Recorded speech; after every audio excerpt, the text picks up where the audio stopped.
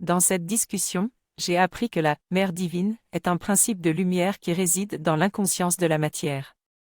À mesure que je travaille sur mon évolution individuelle, je révèle progressivement cette lumière intérieure.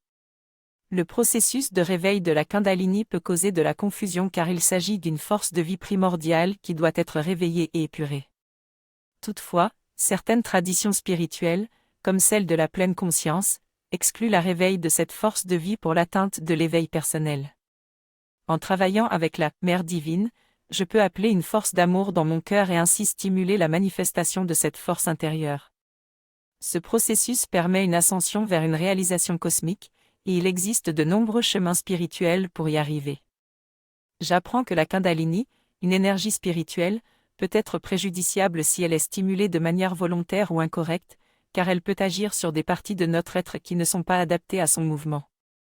Cependant, elle peut aussi être un outil de purification et de transformation spirituelle si elle est éveillée de manière naturelle.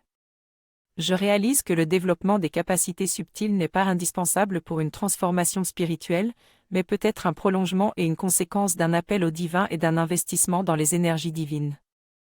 La transformation intégrale de l'être implique une acceptation et un élargissement croissant de toutes les parties de notre être, ce qui peut être merveilleux mais nécessite de s'ouvrir à tous les plans de notre vie, physique, émotionnel, mental, intuitif et spirituel. En tant qu'être humain, nous sommes le stade d'évolution le plus avancé sur Terre, ce qui demande une attention particulière pour ne pas donner davantage de valeur à certains états de conscience qu'à d'autres. Bien que nous aspirions à la transcendance et à la libération intérieure, cela ne représente qu'un premier verrou qui saute pour permettre l'investissement de plans supérieurs à manifester quelque chose de nouveau dans notre évolution. Il ne s'agit pas d'une finalité en soi, car l'évolution ne peut pas s'arrêter là. Cela peut sembler utopique, mais comme dans l'évolution passée du règne minéral au végétal, puis du végétal à l'animal, notre évolution peut également conduire à quelque chose de nouveau et inconnu, peut-être même une nouvelle conscience ou un nouveau règne. Nous avons la responsabilité de prendre soin de la cohabitation des différents règnes et de ne pas sous-estimer les capacités des êtres conscients qui pourraient apparaître à côté de nous dans le futur. Cela demande de l'ouverture et de la curiosité envers l'inconnu et un respect de la logique de l'évolution jusqu'à présent. Je pense que les plantes et les animaux ont une relation naturelle avec nous, les humains.